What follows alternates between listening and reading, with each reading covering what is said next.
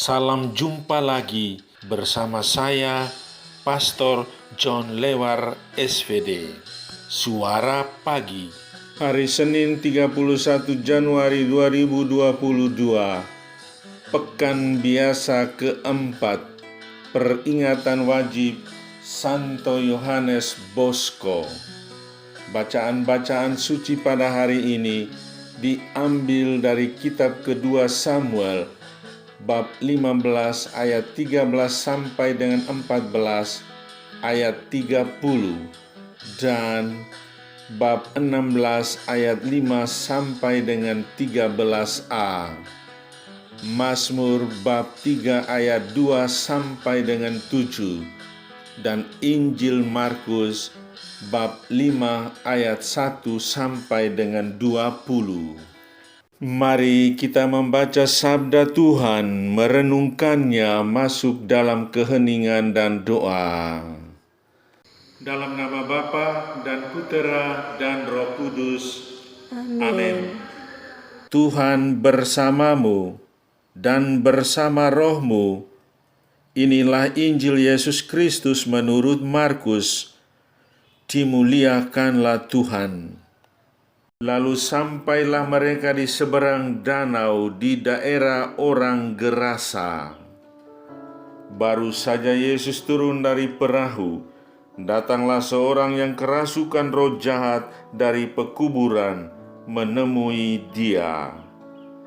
Orang itu diam di sana dan tidak ada seorang pun lagi yang sanggup mengikatnya sekalipun dengan rantai, karena sudah sering ia dibelenggu dan dirantai, tetapi rantainya diputuskannya dan belenggunya dimusnahkannya, sehingga tidak ada seorang pun yang cukup kuat untuk menjinakkannya. Siang malam ia berkeliaran di pekuburan dan di bukit-bukit sambil berteriak-teriak dan memukuli dirinya dengan batu. Ketika ia melihat Yesus dari jauh, berlarilah ia mendapatkannya, lalu menyembahnya, dan dengan keras ia berteriak, "Apa urusanmu dengan aku, hai Yesus, Anak Allah yang Maha Tinggi? Demi Allah, jangan siksa aku." Karena sebelumnya Yesus mengatakan kepadanya, "Hai engkau roh jahat, keluar dari orang ini." Kemudian ia bertanya kepada orang itu, "Siapa namamu?" Jawabnya, "Namaku Legion, karena kami banyak." Ia memohon dengan sangat supaya Yesus jangan mengusir roh-roh itu keluar dari daerah itu.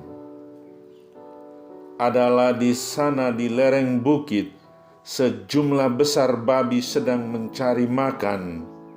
Lalu roh-roh itu meminta kepadanya, katanya, "Suruhlah kami pindah ke dalam babi-babi itu, biarkanlah kami memasukinya."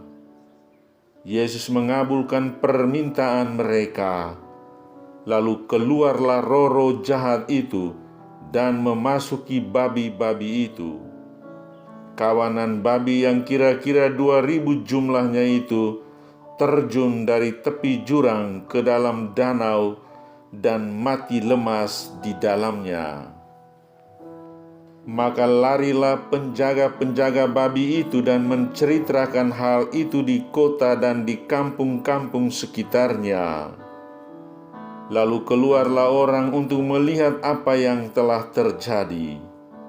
Mereka datang kepada Yesus dan melihat orang yang kerasukan itu duduk, sudah berpakaian dan sudah waras, orang yang tadinya kerasukan legion itu.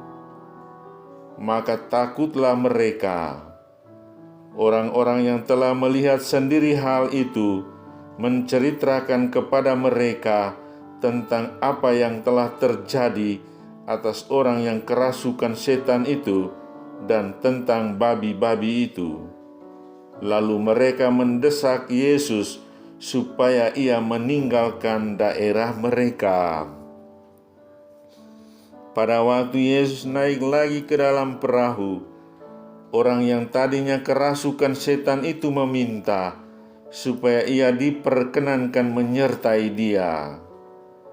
Yesus tidak memperkenankannya, tetapi ia berkata kepada orang itu, "Pulanglah ke rumahmu, kepada orang-orang sekampungmu, dan beritahukanlah kepada mereka segala sesuatu yang telah diperbuat oleh Tuhan atasmu, dan bagaimana ia telah mengasihani engkau." Orang itu pun pergilah dan mulai memberitakan di daerah Dekapolis segala apa yang telah diperbuat Yesus atas dirinya, dan mereka semua menjadi heran. Demikianlah sabda Tuhan. Terpujilah Kristus. Perbedaan antara roh jahat dan roh baik. Saudari-saudaraku yang terkasih dalam Kristus, dalam suatu kesempatan konsultasi, seorang suami berbagi pengalaman tentang ketakutannya menghadapi istrinya. Katanya, dulu istrinya orang baik, ramah, dan lembut hati. Tetapi sekarang, menurut sang suami, istrinya berubah 100 derajat. Kalau berhadapan dengan dia, beringasnya bukan main, seperti kesetanan.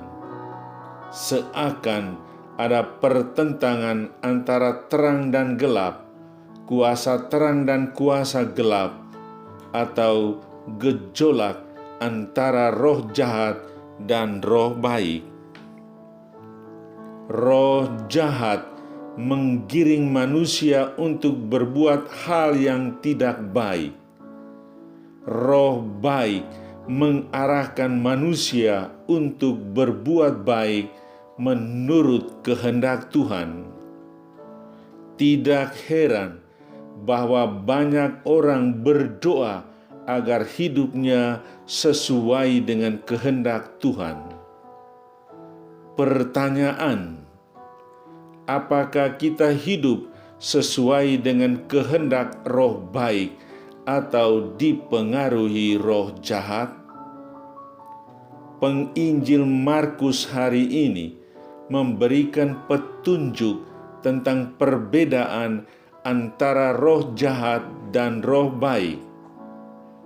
Banyak hal dapat dikerjakan oleh roh jahat bagi manusia. Roh jahat memberikan kekuatan sesaat sehingga mampu memutuskan rantai yang membelenggu. Siang malam, roh jahat membawa orang yang dirasukinya berteriak dan memukuli diri. Pekuburan dan bukit-bukit tandus merupakan tempat bermukim. Dalam kenyataan, roh jahat memberikan kekuatan, tetapi bukan kekuatan baik, melainkan kekuatan jahat. Roh jahat melukai diri orang yang dirasukinya. Di sisi lain, Yesus yang dipenuhi roh baik, yaitu Roh Kudus, memiliki kuasa melebihi roh jahat. Yesus menghalau kuasa roh jahat dan membawa pemulihan. Saudari-saudaraku yang terkasih dalam Kristus, hidup kita juga sering tak bebas dari pengaruh roh jahat. Kita mengeluarkan kata-kata yang tidak sopan dan tidak beradab. Perilaku kita bisa menyakitkan hati orang lain. kita tidak sabar bahwa di sini kita sebetulnya dipengaruhi oleh roh jahat. Kita membiarkan roh-roh jahat dalam aneka bentuk mendiami dan mempengaruhi hidup kita.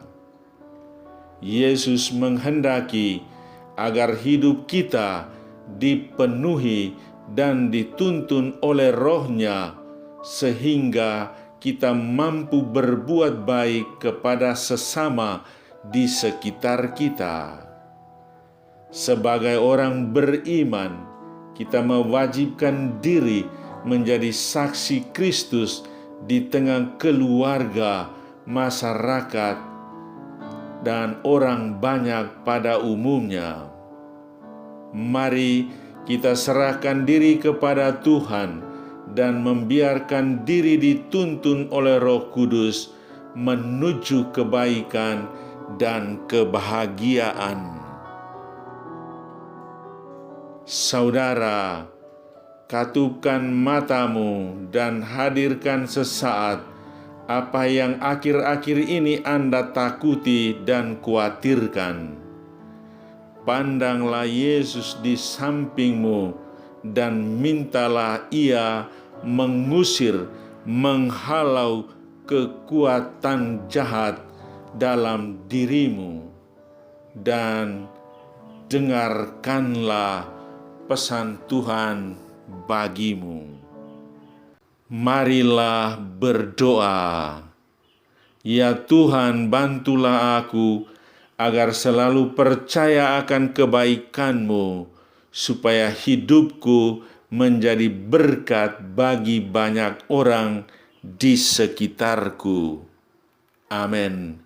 Sahabatku yang terkasih, selamat hari Senin. Salam doa dan berkatku untukmu dan keluarga di mana saja berada. Bapa dan Putera dan Roh Kudus. Amin.